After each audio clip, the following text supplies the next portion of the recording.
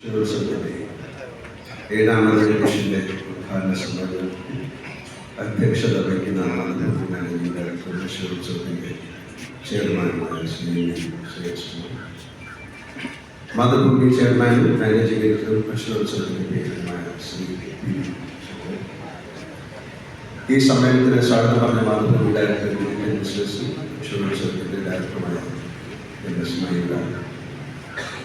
അക്ഷരോത്സവത്തിൻ്റെ ഡയറക്ടറും ചീഫ് സെക്രട്ടറിയുമായ ഡോക്ടർ മുഖ്യാതിഥി ഗ്രൂപ്പിൻ്റെ ചെയർമാൻ മാനേജിംഗ് ഡയറക്ടറുമായ ശ്രീ മുഖ്യ പ്രഭാഷണം നടത്തുന്ന പ്രശസ്ത ശ്രീ സൈനികാരൻ യോനാസ് ഉഷ. ഈ സമ്മേളനത്തിന് നന്ദി പറയുന്ന മാതൃഭൂമി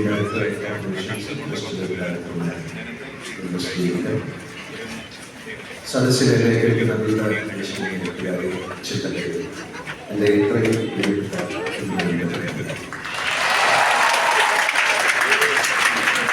എല്ലാവർക്കും ഇഷ്ടമാണ്. ഒരു പ്രത്യേക മാനസികാവസ്ഥയിലാണ് കാരണം ഇവിടെ എന്നെ കേൾക്കുന്നത് ഒരു സാധാരണ സദസ്സല്ല. ഞാൻ അഭിനയിച്ച ആത്മീയതയെന്ന സിനിമയിൽ ഇംഗ്ലീഷ് ഗാനത്തിൻ്റെ പോലെ അക്ഷര നക്ഷത്രം കൊടുത്ത ജപമാലയും കയ്യിലേക്ക് അഗ്നിയിൽ സ്ഫുടം ചെയ്ത മനസ്സാണ് ലോകത്തിൻ്റെ നാനാദേശങ്ങളിൽ നിന്ന് വന്ന എഴുത്തുകാരും വിവിധ പ്രതിഭകളുമാണ്. ഈ മഹത് സദസ്സിന് മുന്നിൽ എൻ്റെ വാക്കുകൾ പിഴക്കരുത് എന്നാണ് ഉണ്ടാക്കുക. മാതൃഭൂമിയുടെ അക്ഷരോത്സവം ഉദ്ഘാടനം ചെയ്യാൻ എനിക്ക് അർഹത എന്ന് ഞാൻ സ്വയം ചോദിച്ചു.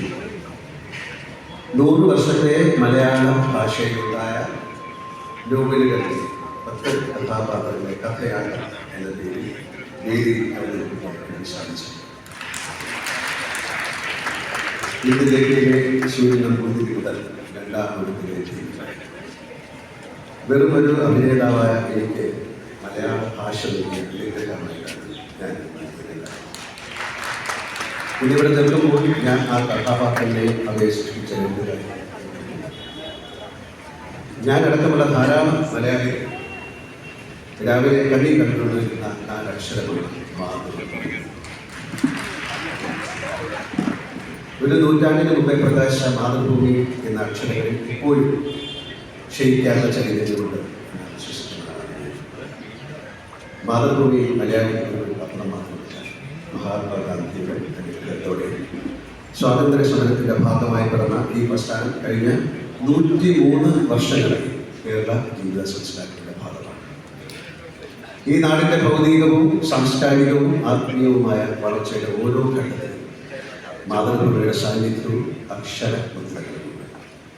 അതുകൊണ്ട് തന്നെ മാതൃഭൂമി എന്നാൽ സത്യം വിശ്വാസതയുമാണ്, മായം തരാത്ത അക്ഷരങ്ങളാണ്.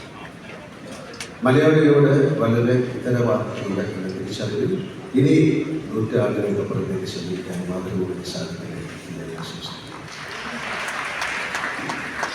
കോഴിക്കോട് ആസ്ഥാനമായി പിറന്ന മാതൃഭൂമി അതിൻ്റെ അക്ഷരോത്സവം നടത്താൻ തിരുവനന്തപുരത്തെ തിരഞ്ഞെടുത്തത് കേരളത്തെ സമഗ്രമായി കാണാനുള്ള ഈ പ്രസ്ഥാനത്തിൻ്റെ വിശാലമായ കാഴ്ചപ്പാടുകൊണ്ടാണ് ഞാൻ വിശ്വസിക്കുന്നത്. തിരുവനന്തപുരത്തെ സാധാരണ രാജകാലത്തിൻ്റെയും രാഷ്ട്രീയത്തിൻ്റെയും ഭരണത്തിൻ്റെയും മാത്രമാണ് പലരും പറയാറുള്ളത്.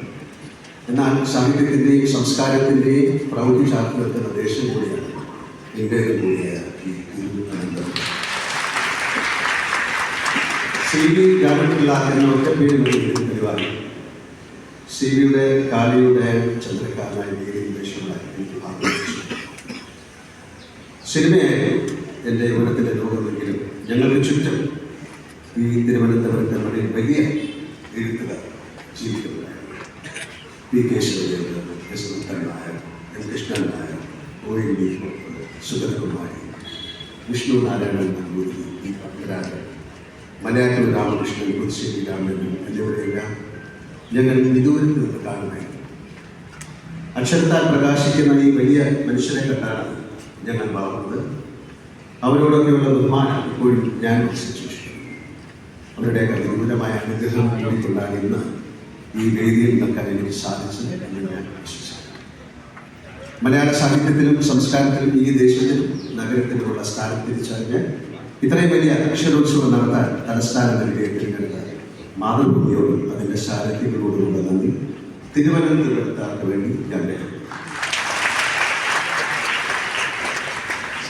സാഹിത്യവുമായുള്ള മറ്റൊരു ബന്ധം തിരക്കഥകളിലൂടെയാണ്.